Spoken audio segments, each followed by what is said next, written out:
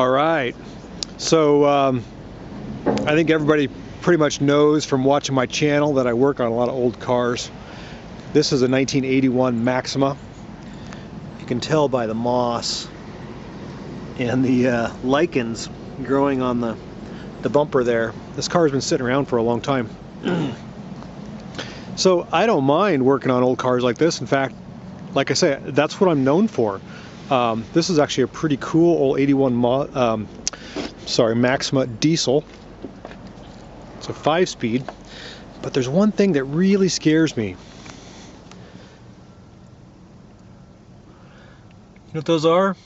Not coffee grounds, not candy, it's mouse turds. The mice have been living in this car quite happily, it appears. The whole thing is full of mouse turds. And I'm a little scared of the old Hantavirus. So I've got to spend some time with the respirator and some bleach, clean this thing up a little bit. But I just wanted to show you what comes in the shop. It's not all gravy.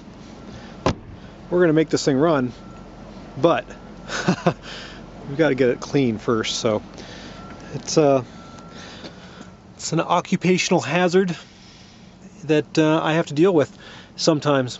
And they're even up here on the dash. The mice have been just living large in this thing. It doesn't smell too bad, but sure has the residue. So I just wanted to show that I have over the years kind of become an expert at getting rid of mice in cars. At least I call myself an expert. It's tough, and it is kind of a case-by-case scenario. But just wanted everyone to see what a mechanic like me goes through trying to avoid getting sick.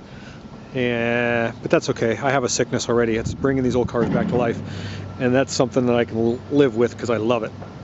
Thanks for watching.